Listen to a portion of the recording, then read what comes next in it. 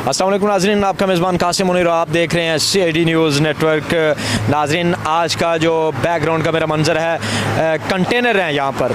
ये Kashmir highway main जो आप देख रहे हैं, मोटरवे के चंद मीटर के फासले पर काफ़ी तादाद में रोड के दोनों अतराफ़ जो हैं वो कंटेनर लगा दिए गए हैं। और ये कंटेनर जो लगाए गए हैं, ये अपोजिशन जमात के लीडर इमरान खान ने ऐलान किया था लॉन्ग मार्च का। लॉन्ग मार्च के सिलसिले में हुकूमत ने मुख्तलिफ़ जगह पर कंटेनर लगाने का सिलसिला शुरू कर दिया है। हुकूमत बुखलाहट का शिकार हो चुकी है। हर शख्स को यहाँ पर इज़हार राय जो है उसकी आज़ादी हासिल है, उसके बावजूद अपोजिशन को जो है यहाँ पर अपनी जो आज़ादी है वो कोई भी बात अगर कहते हैं तो उन्हें कह देनी चाहिए और उसका पूरा हक उन्हें देना चाहिए। लेकिन हम देख रहे हैं कि यहाँ बड़ी तादाद में कंटेनर जो हैं वो लगाए जा रहे हैं।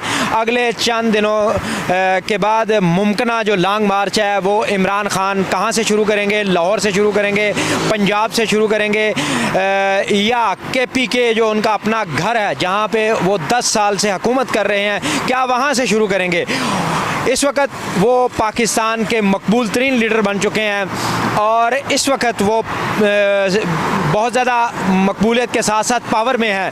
तो क्या वो दोबारा से हुकूमत हासिल करना चाहते हैं या उनका जो नारा है चोरों और डाकुओं का सफाया, क्या उस काज के लिए वो लॉन्ग मार्च के लिए आ रहे हैं, किस मकसद के लिए आ रहे हैं, इस दफ़ा उनका क्या मकसद है। लेकिन आज हम दूसरी तरफ तरीके लब्बैक के हवाले से भी सुनने में आ रहा है कि उन्होंने भी ऐलान कर दिया है जो शीमेल के हवाले से एक कानून जो पार्लियामेंट ने पास किया है उसके हवाले से भी तरीके लब्बैक भी जो है वो मैदान अमल में जो है वो आने के लिए बेताब हो चुकी है। तो हुकूमत की मुश्किलात जो है वो दिन ब दिन बढ़ती जा रही हैं। हुकूमत क्या करने जा रही है, क्या नहीं करने जा रही।